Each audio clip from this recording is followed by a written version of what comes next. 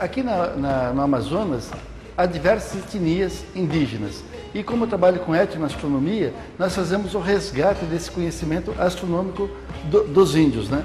E esse é um momento muito importante porque esse conhecimento está se perdendo por causa da globalização, televisão, internet, e não temos nada contra, né? Mas que eles guardem pelo menos a língua, os mitos e o conhecimento do céu, a relação do céu com a terra, que todos os povos antigos tiveram muito disso.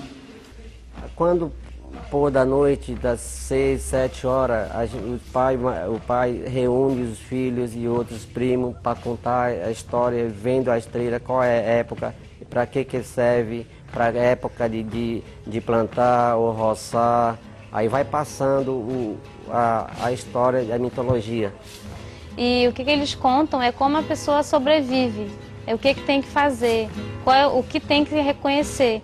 Que tipo de chuva, quando o sol está mais forte, mais fraco, quando está nublado, que época é época de plantio, de colheita. A nossa cultura estava acabando em nosso lugar, porque os indígenas não queriam mais falar a língua e queriam mais falar em português.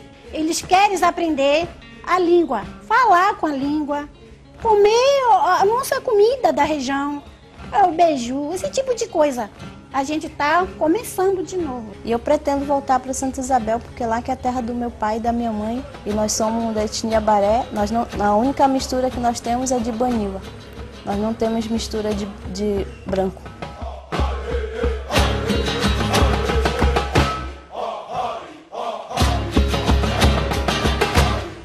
Diusani diakara wahari despotro ana.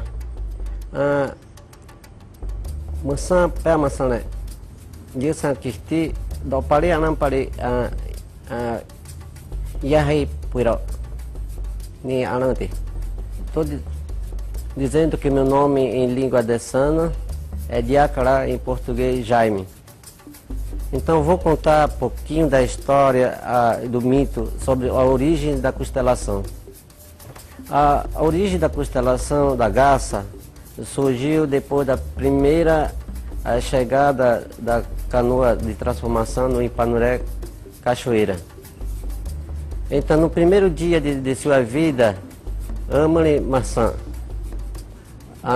procuraram para começar ritual de dança de Gapiwaiá, foram procurar qual seria enfeite melhor para a dança. Por exemplo, cocar. Aí descobriram que a pena das aves tinha mais resistente. Aí um dia pegaram a garça, que era mais bonita e mais que era uma garça rei, é garça de Abiú, Caneiei. Então, depois de pegar, mataram ele, arrancaram o cabelo dele e jogaram para cima. Por isso a constelação da garça fica bem no centro do universo. Por isso, vendo isso, depois do primeiro dia de sua vida, da criação de transformação do Mani Maçã, o ser humano, o próprio aparente irmão dele, para outros garças, chorando, as lágrimas dele transformaram a chuva de enchente. Por isso, Ihaipuiró. Então, essa constelação mostra para o ser humano que não desapareceria o que aconteceu depois da criação do mundo. No entanto, para nós, a nosso grupo da etnia dessana, ela é primeira mês do ano que começa com o amadurecimento da fruta e a chegada de canoa de transformação, aí primeiro voo de saúva. Essa que é mito da constelação da origem da garça. A Musa, onde estou trabalhando atualmente, é fundamental, porque é um espaço de conversa entre o conhecimento acadêmico, né, e o conhecimento local, o conhecimento tradicional. Tanto que nós temos diversos monitores indígenas do curso da Universidade do Estado do Amazonas, que fazem o curso de licenciatura interdisciplinar.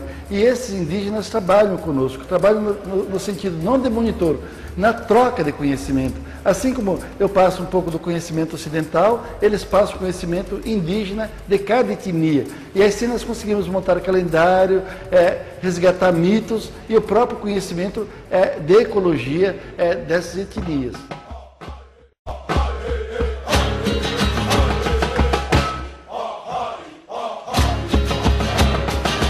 Meu nome é Luciana da Cunha Ferreira, sou professora de Física da Universidade Federal do Amazonas.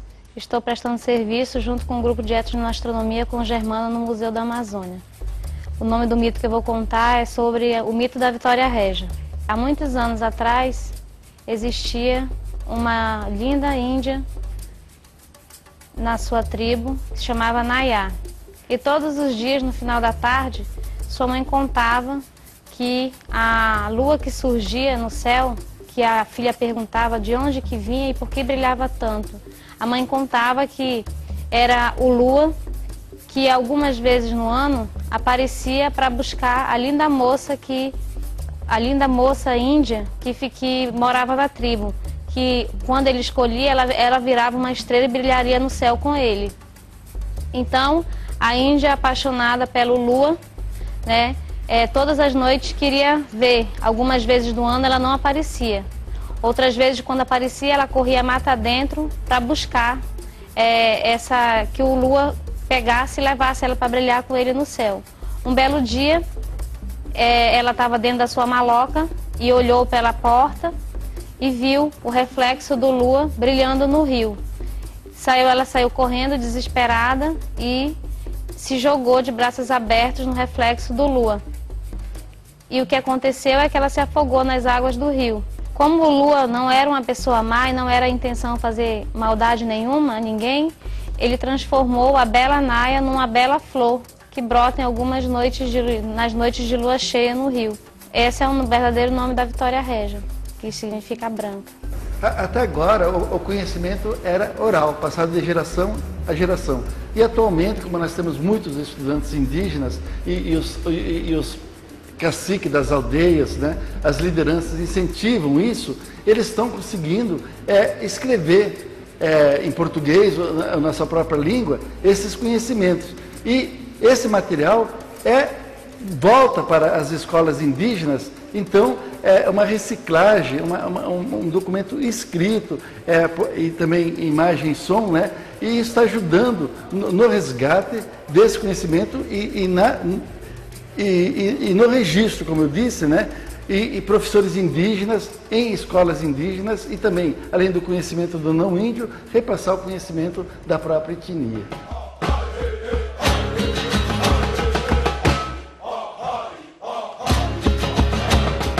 Meu nome é Maísa, sou da etnia Baré.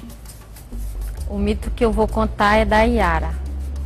Iara ou Jurupari, seres malignos.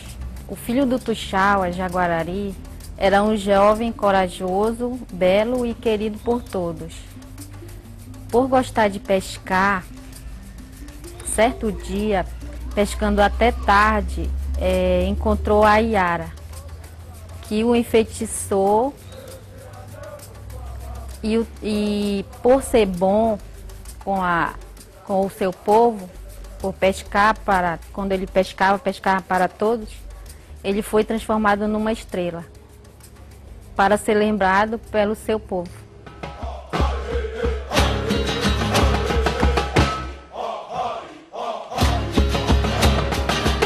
Meu nome é Tayara Aline Nadal Afonso, eu sou descendente de Tupi-Guarani e eu vou contar a lenda da constelação da Ema, que é dessa cultura. A Ema se localiza entre a constelação do Cruzeiro do Sul e do Escorpião. O Cruzeiro do Sul tá aqui, vamos falar. E daí tem ela aqui, como se fosse, acho que meio que tipo uma balancinha. E o Cruzeiro do Sul fica na cabeça dela. A constelação da Ema aparece quando começa o anoitecer, durante a estação da seca na Amazônia. Os Tupi-Guarani contam que se o Cruzeiro do Sul derrubar a cabeça da Ema, ela vai beber toda a água dos nossos rios e todos nós morreremos de calor e de sede. Eles estão pegando um pouco do conhecimento do não índio e, ao mesmo tempo, nessa licenciatura intercultural indígena, como o nome mesmo diz, né, eles estão resgatando o próprio conhecimento e a troca de ideias também entre comunidades tão diversas e mesmo conosco, né, trabalhando no Musa, por exemplo, eles vão ter todas essas habilidades para depois repassar esses conhecimentos ocidental e indígena para suas escolas. E essa vontade deles retornarem às suas aldeias com esse conhecimento, esses conhecimentos a mais, né, principalmente de uma maneira escrita, vai ser muito bom para eles, para a aldeia e para todas as pessoas que se interessam pela cultura dos nossos antepassados.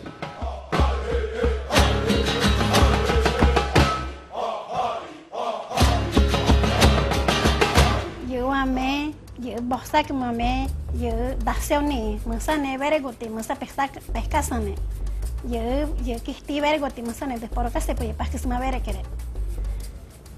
Eu vou contar a lenda da Mani, menina que brotou da terra. A filha do cacique era a mais bela das Índias.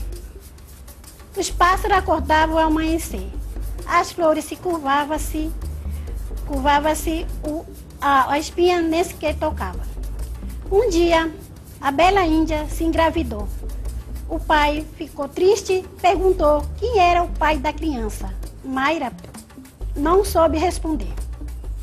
Aí, o cacique expulsou ela da aldeia. Depois de 3 meses, a Mayra teve uma menina branca igual a neve. Depois de alguns anos, a menina faleceu. O cacique soube e foi ver a morte da Mani. Enterrou a menina embaixo da oca, que era proibido do tribo.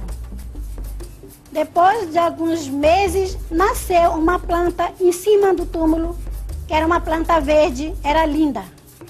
Mas, porém, depois o cacique voltou, viu a planta que murchou.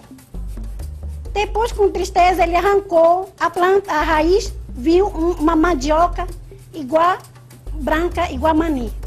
Por isso, até hoje, a mandioca é consumida pelos povos indígenas.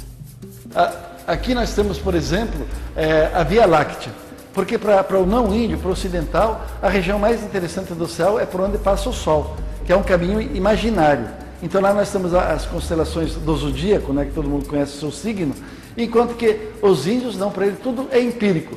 Tudo é empírico e eles olham numa faixa esbranquiçada que tem no céu, cheia de manchas claras e escuras, e lá que eles veem as principais constelações deles.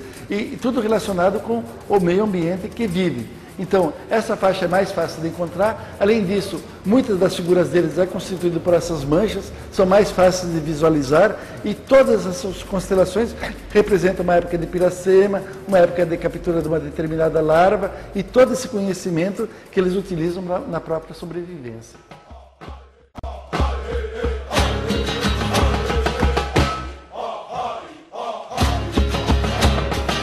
Serera, Senhengopé, Suri, Nenhengopé, Ana Cláudia Martins Tomás. Sou da etnia Baré, sou estudante de licenciatura intercultural indígena da UEA e o mito que eu vou contar é sobre a história do sol, que na minha língua chama-se Curacira Seuara. Antigamente, o sol ele tinha 2 filhas. Bacurau foi e pediu em casamento a mais velha. O sol deixou. No outro dia, Teiu, que é o calango, foi e pediu a outra, a mais nova, para se casar e o sol também deixou. Depois de um tempo, o sol observou que o calango acordava tarde, quando o sol já estava lá em cima. E chegava em casa quando o sol ainda estava lá em cima. Bacurau saía antes do sol se pôr e chegava quando já estava à noite. Então ele achava que o Bacurau era mais corajoso do que o calango. Calango era preguiçoso e era o que ele achava. Aí ele pegou, deu 2 pedaços de terra pro calango e pro bacurau. A terra firme ele deu pro calango porque achava que era preguiçoso. E a capoeira ele deu pro bacurau. Aí depois passou-se 2 meses e ele chegou e viu que o calango tinha feito um ótimo trabalho, que tinha limpado tudo onde era terra firme. Aí quando ele foi ver o que o bacurau tinha feito, só estava do mesmo jeito, só tinha um lugar onde ele passava o dia todo dormindo. E o calango, então ele gostou muito do trabalho do calango, que ele abençoou o calango para que ele fosse um animal que só gostasse de viver no limpo. Já o bacurau não gostou e disse que ele ia passar fome e só ia comer mosca com os filhos. E hoje você vê que o bacurau ele só aparece na noite de lua cheia e na noite de luar e só come mosca. Já o calango não, ele vive ciscando e vive num ambiente limpo.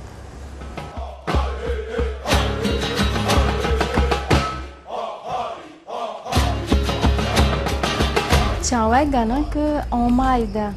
Chào to gavati kuna vana ke jau kirana. De kirana. Ele chau cara ngol ni em português é arara. Aí agora eu vou contar. O nosso mito é a festa da moça nova. Quando uma menina fica assim, fica moça assim, isolado assim, permanente, um mosquiteiro, né? Aí depois começar a festa dela daqui um mês, para ficar preparando a comida dela e típica delas, para ficar a festa da moça nova, né? Que a gente usa, né? E moqueado, e mujica e pajuaru. Essa é típica delas que nós estamos fazendo, né? Aí depois de um mês, depois de 3 dias que começa a festa dela, né? Que é a apresentação, mascarado e material delas como é? As músicas também tá aí. Aí depois que termina a festa da moça nova, aí tá tendo, fica isolado no lugar dela, assim, de um braço de buriti, aí depois a gente tá fazendo assim, tipo casa dela, para ficar aí dentro, para ficar isolado aí, daqui 3 meses. Aí depois que começa a festa dela, que Joí deixou aí, porque nosso Deus é Joí, né? Que ele que deixou aí, que quando começa o nosso mundo aqui, que primeiramente, antigamente, né? Que começa o Joí deixou aí, para poder a gente usar a festa Moça Nova. Bom, nós construímos esse planetário cilíndrico, né, para mostrar o céu da Amazônia. Então nós vamos pegar os anciões de cada etnia, os pajés, para que eles vejam o céu no planetário, e depois nós pretendemos, com os nossos monitores de cada etnia, visitá-los em suas aldeias, em suas comunidades, para vermos o céu real e fazer esse trabalho de pesquisa e, com a validação da comunidade indígena, escrever cartilhas junto com os monitores, junto com a comunidade, que vai ser repassado de novo para a própria comunidade, para eles usarem nas escolas indígenas com os jovens. Então, esse é um trabalho de pesquisa que nós faremos no MUSA, juntamente com a Universidade do Estado do Amazonas. Que já estamos fazendo.